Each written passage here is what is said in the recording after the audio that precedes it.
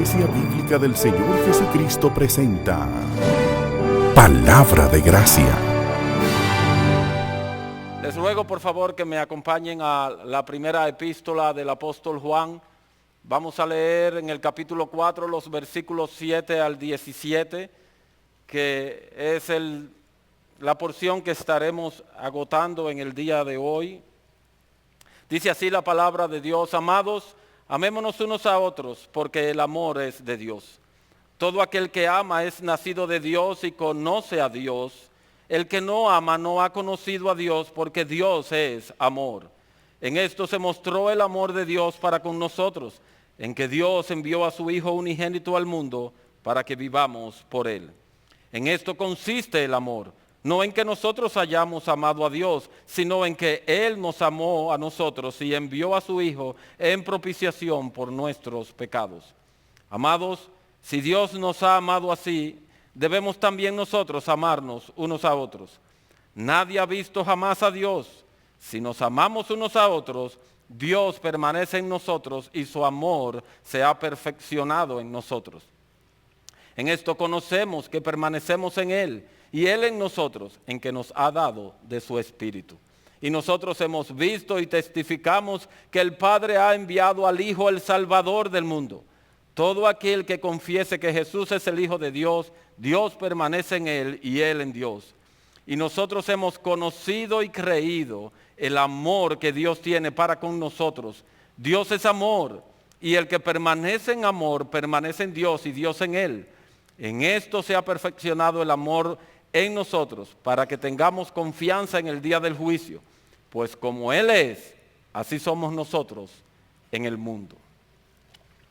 Mis hermanos, la primera epístola del apóstol Juan es el libro del Nuevo Testamento más destacado acerca del amor de Dios.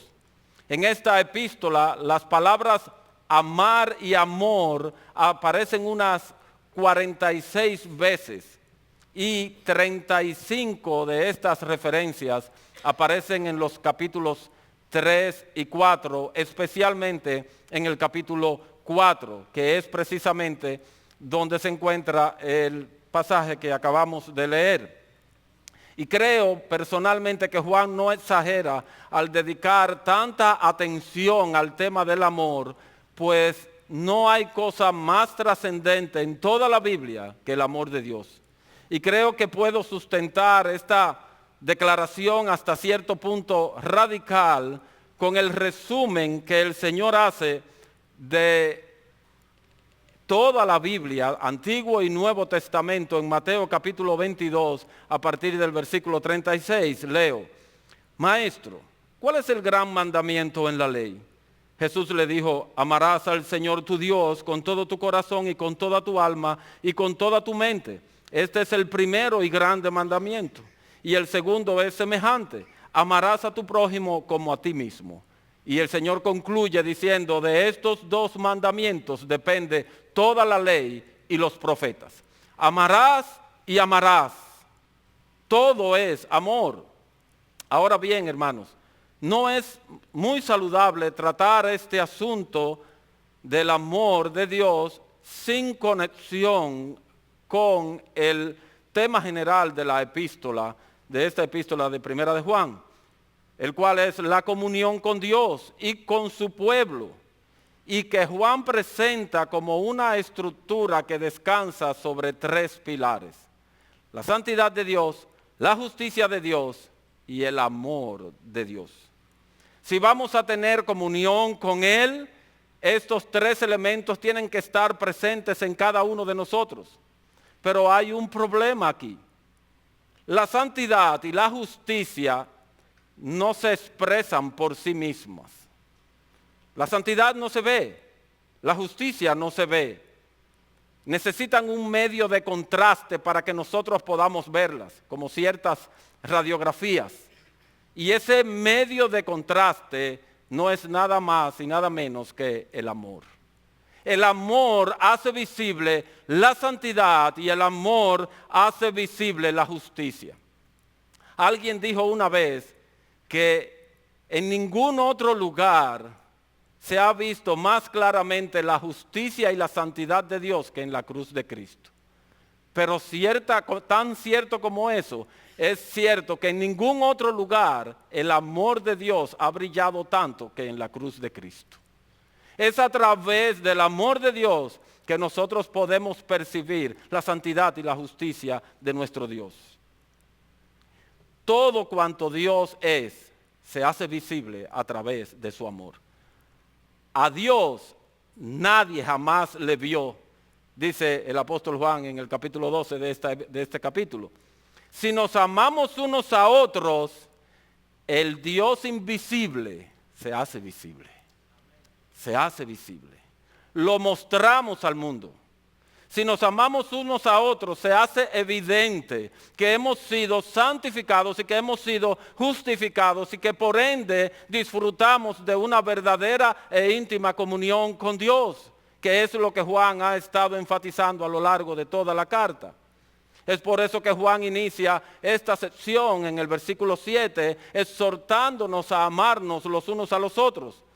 E inmediatamente después de esa declaración, él se detiene, él hace un alto para explicarnos el porqué, la razón de por qué debemos hacer tal cosa. Y es entonces donde aparece esa maravillosa declaración del versículo 8 del capítulo 4, Dios es amor. Esta verdad es central y determinante.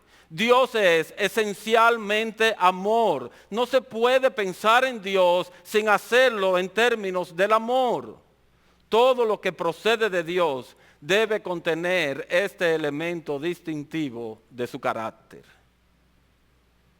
La conclusión lógica entonces es que si Dios es amor y nosotros procedemos de Él, entonces debemos amarnos los unos a los otros.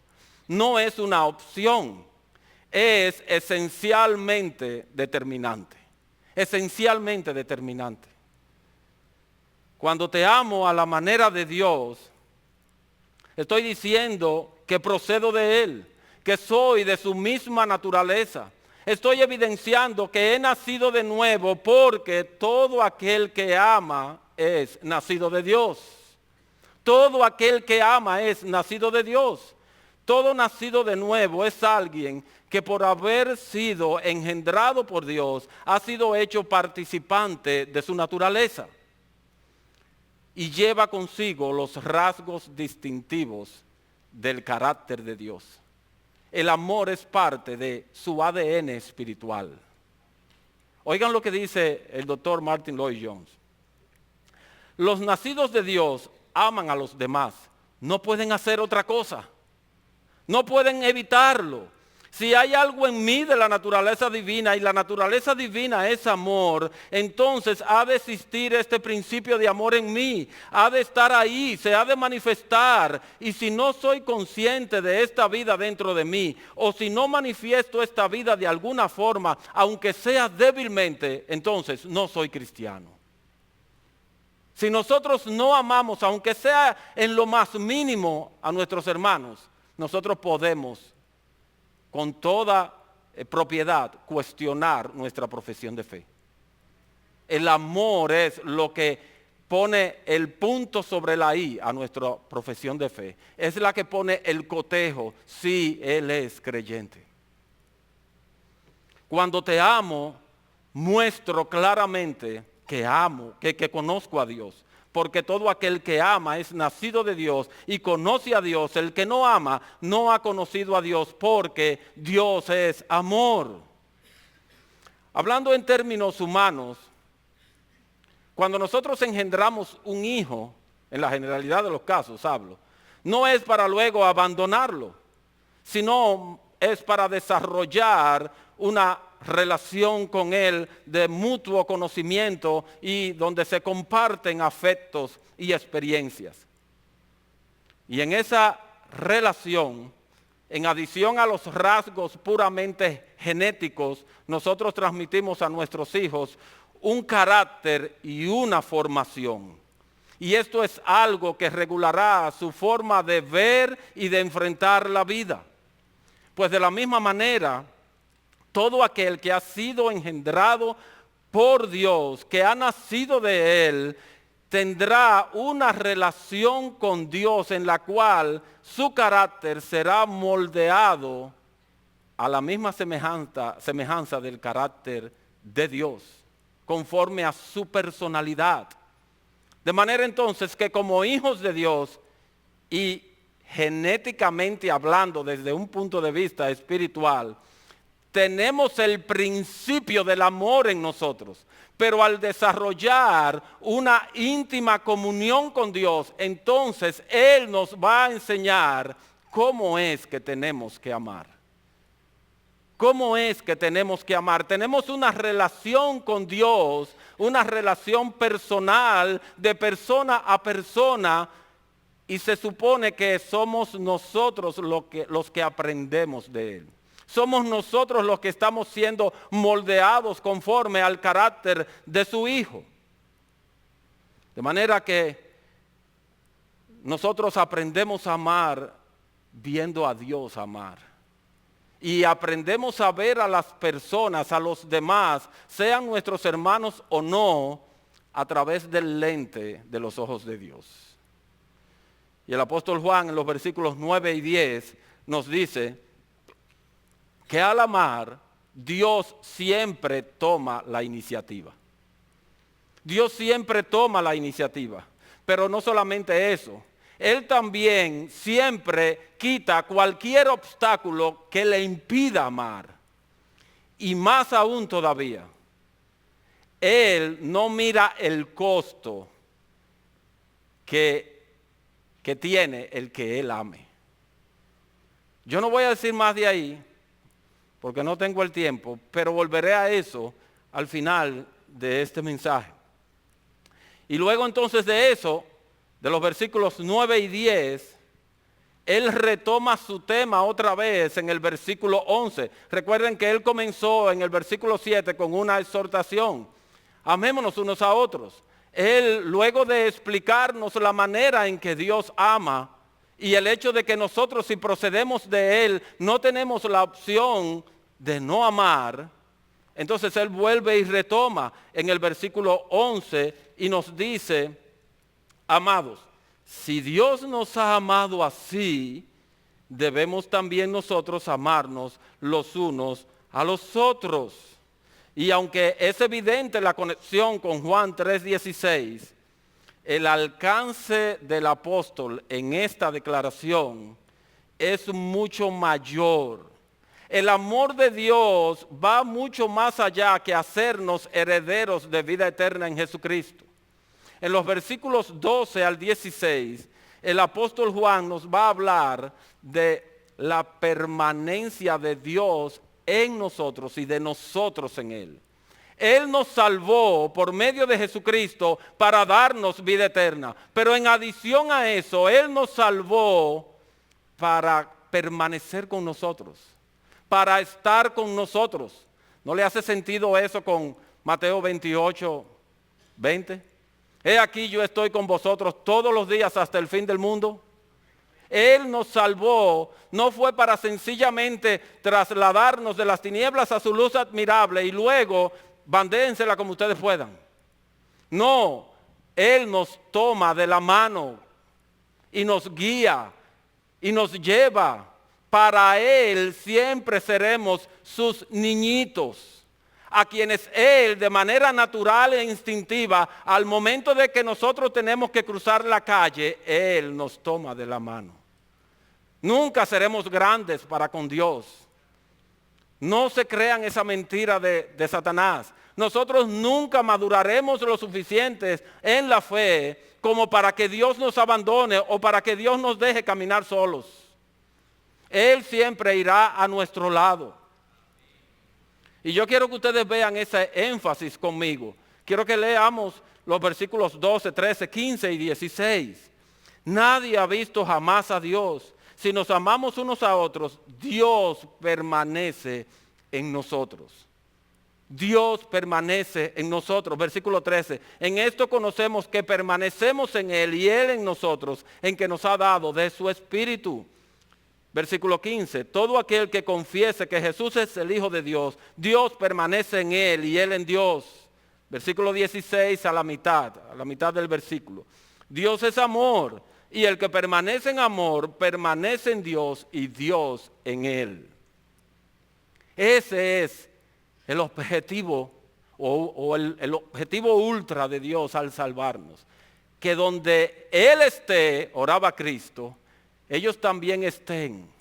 Nosotros también estemos. Ese es el propósito. Que nosotros disfrutemos de Él por siempre. Por siempre.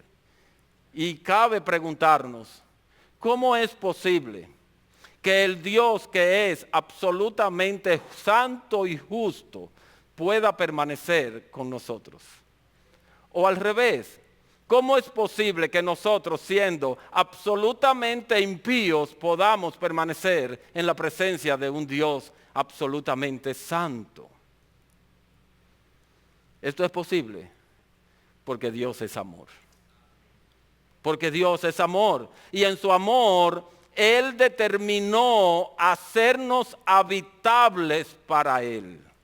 Hacernos sus compañeros de caminata por medio de su amor. ¿Y cómo lo logró? ¿Cómo fue que Dios logró conjugar su santidad, su justicia con su amor sin que ninguna de estas partes esenciales de su carácter saliera lesionada? ¿Cómo fue que él logró eso? Bueno, en los versículos 13 y 14, Juan nos presenta la obra del Espíritu y del Hijo. En el versículo 14, Juan dice, y nosotros hemos visto y testificamos que el Padre ha enviado al Hijo, el Salvador del mundo. La justicia del hombre sin Cristo no llena el estándar divino, no llena el estándar de Dios. Para que Dios, quien es absolutamente justo, pueda habitar en compañía de un hombre pecador, este tiene que ser provisto de una justicia igual a la suya. Pues ¿saben qué, hermanos? Para eso vino Cristo. Para eso Él vino. Para eso Él vivió una vida de obediencia perfecta a la voluntad de Dios. Y por eso Él, al momento de salvarnos, al momento de justificarnos, Él nos vistió de su justicia. De manera que en ese aspecto, Dios el Padre ahora puede venir y caminar conmigo, y caminar contigo, y permanecer en ti. ¿No? Pero, vean cómo lo dice el apóstol Pablo en Romanos 3. Pero ahora, aparte de la ley, se ha manifestado la justicia de Dios. ¿Y cómo se manifestó? Por medio de la fe en Jesucristo, para todos los que creen en Él. De manera que en Jesucristo el creyente es provisto de la justicia necesaria para que Dios venga y permanezca en y con Él. Pero hay algo más. Para permanecer en y con Dios, tenemos que ser santos también. Y nosotros podemos encontrar por ahí a alguien que se crea justo. No, yo no le he hecho mal a nadie, yo no fumo, yo no bebo, yo no robo, yo no mato. Nosotros podemos encontrar a algún necio que se crea justo. Pero yo nunca me he topado con alguien que diga que es absolutamente santo. ¿Y cómo entonces logramos esa santidad? Para solucionar ese problema, Dios el Padre y Dios el Hijo, en su amor, enviaron al Espíritu a morar en y con nosotros. De manera que Dios el Hijo provee la justicia necesaria, pero Dios el Espíritu Santo nos adorna y embellece con su santidad. Entonces el Padre ahora puede venir con toda libertad y habitar en y con nosotros, permanecer en y con nosotros. Y ahora tú y yo podemos decir, o podemos más bien escuchar la voz de Dios diciéndonos, este es mi Hijo amado en quien tengo toda complacencia. Ahora sí, esto es amor, hermanos. Dios en su amor quitó o cubrió todo aquello que le impedía tener comunión contigo. Por eso tú puedes decir a coro con el apóstol Pedro que el amor de Dios cubrió por Jesucristo toda la multitud de tus pecados. Toda la multitud de tus pecados. No se quedó uno fuera. Cuán deleitoso debiera ser este pasaje. Cuántas emociones no debiera levantar en nuestros corazones. ¿Cómo no debiéramos nosotros adorar a aquel que nos amó y cantar de su amor y orar de su amor y vivir su amor? Mira, hermanos, abre tus ojos y observa al Dios Trino en plena actividad alrededor de ti y en ti, proveyéndote la justicia y la santidad que tú necesitabas y volviéndote otra vez al orden del principio para lograr que de nuevo todo sea bueno en gran manera. Y llevándote a decir como Pedro en el monte de la transfiguración: Señor, es bueno que estemos aquí. A tu diestra hay plenitud de gozo para siempre. Quedémonos aquí, Señor. Ya no volvamos para allá. Ya no volvamos para allá. Pero ahí se levanta Cristo y al igual que en aquella ocasión nos dice que Él no es de la misma opinión que Pedro ni que nosotros tampoco.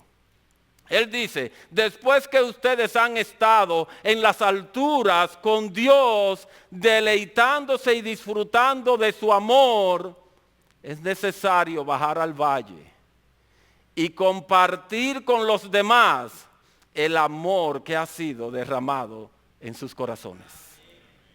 Tenemos que bajar al valle y enfrentarnos los unos a los otros y mostrar en nuestras vidas, en nuestras relaciones, al Dios invisible.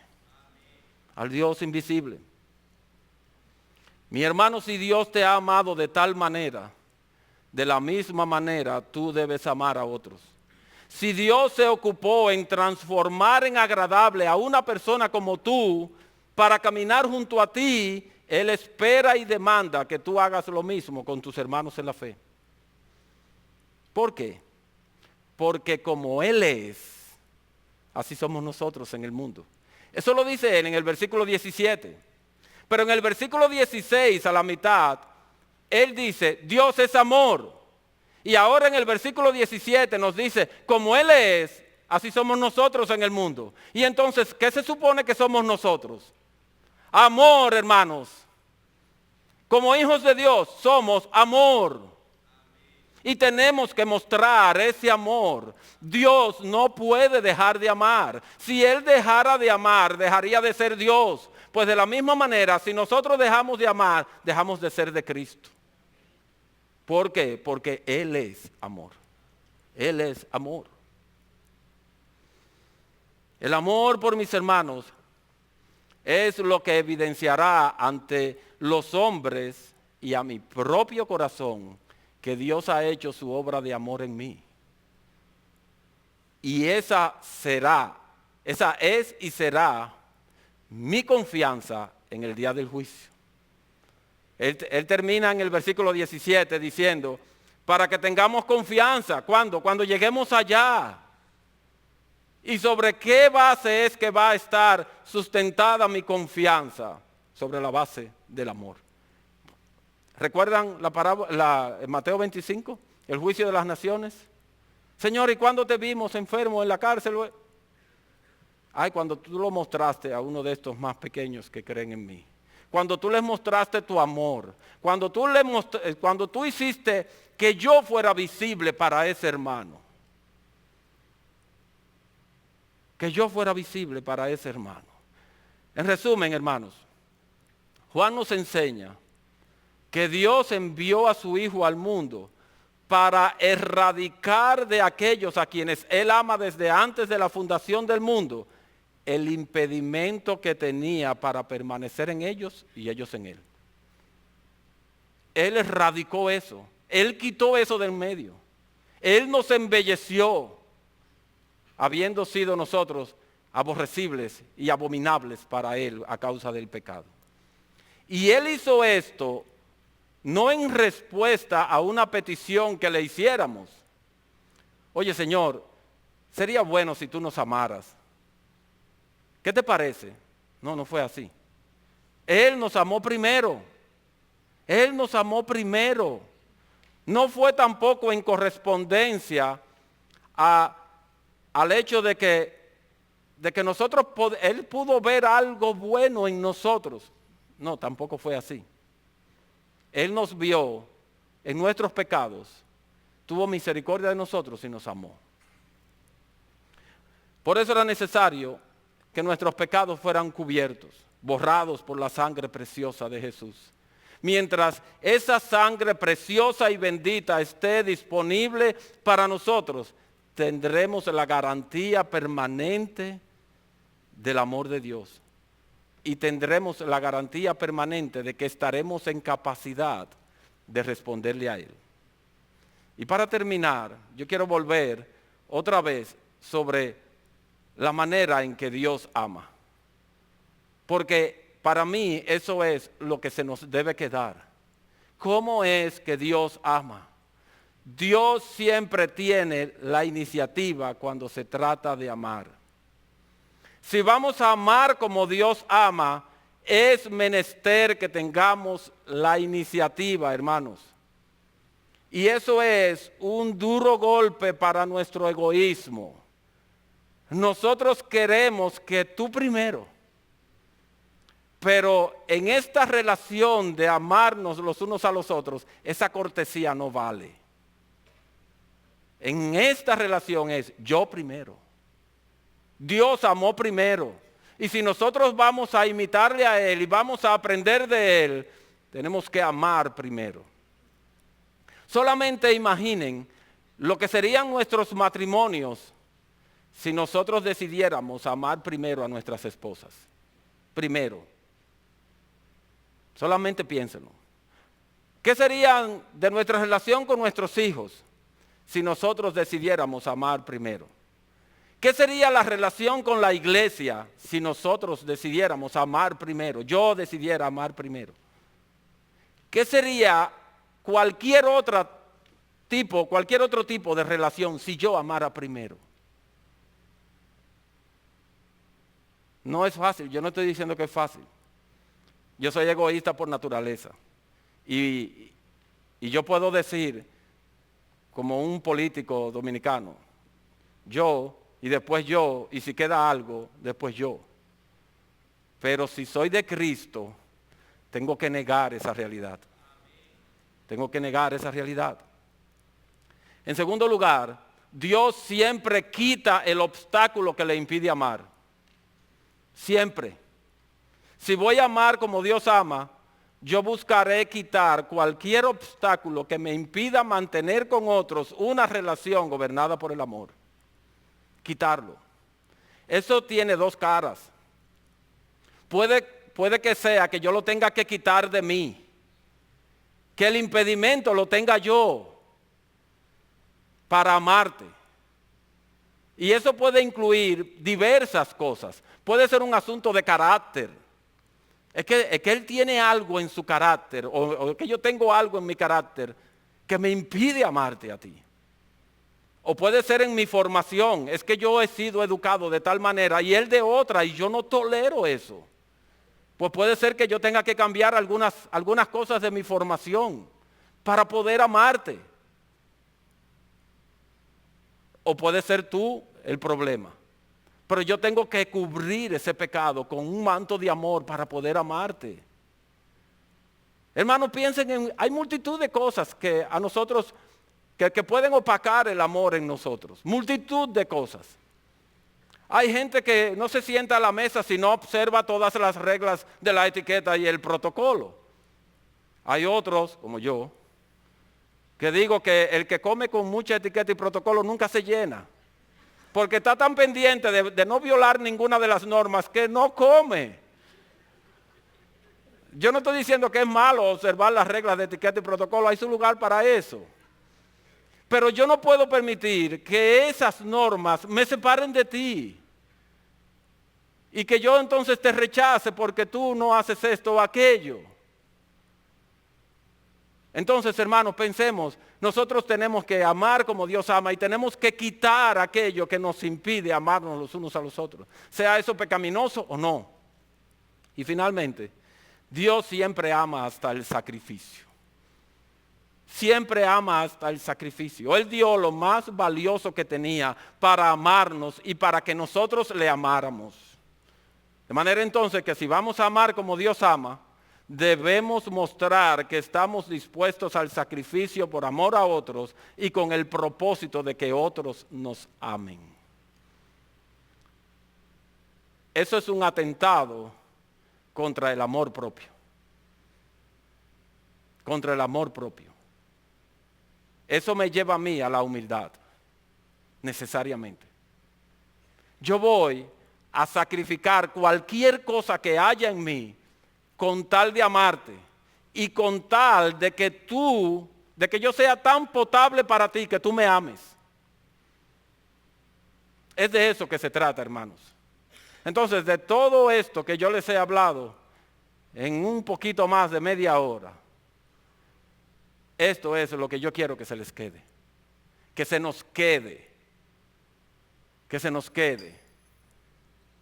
Dios siempre tiene la iniciativa cuando se trata de amar. Dios siempre quita el obstáculo que le impide amar. Dios siempre ama hasta el sacrificio. Si vamos a amar como Dios ama, tenemos que amar de esta manera.